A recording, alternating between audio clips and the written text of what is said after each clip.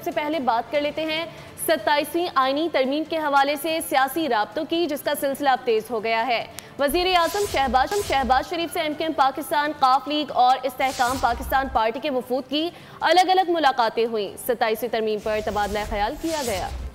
वज़ीर आज़म ने MKM पाकिस्तान के वफ़द को आईनी तरमीम पर एतमाद में लिया और MKM के बल्दियाती मुसव्विदे को 27वीं तरमीम में शामिल करने की यकीन दहानी कराई।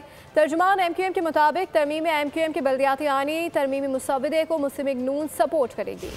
27वीं आईनी तरमीम पर इत्तफाक़ राय के लिए वज़ीर आज़म हाउस में सियासी राबते जारी। MKM वफ़द की वज़ीर आज़म से मुलाकात हुई। गवर्नर सिंध कामरान टेसोरी, खालिद मकबूल सिद्दीकी, मुस्तफ़ा कमाल, फारूक सत्तार, अमीनुल हक और ख्वाजा इजहार भी शरीक थे। वज़ीर आज़म शहबाज शरीफ ने वफ़द को आईनी तरमीम के मुजव्वज़ा निकात पर एतमाद में लिया और आर्टिकल 140A से मुताल्लिक मुजव्वज़ा बिल को आईनी तरमीम का हिस्सा बनाने की यकीन दहानी भी करवाई। चौधरी सालिक हुसैन की क़यादत में मुस्लिम लीग काफ का 4 रुकनी वफ़द भी वज़ीर आज़म से मिला। शहबाज शरीफ ने वफ़द को मुजव्वज़ा तरमीम पर ब्रीफिंग दी। इस्तेहकाम पाकिस्तान पार्टी के सदर और वफाकी वज़ीर मवासलात अब्दुल अलीम खान और वज़ीर मुमलिकत ओन चौधरी ने भी वज़ीर आज़म से मुलाकात की। 27वीं आईनी तरमीम पर मुशावरत में हुकूमत की जानिब से इसाक डार, अयाज सादिक, ख्वाजा आसिफ, आज़म नज़ीर तारड़ और दीगर रहनुमा भी शरीक थे।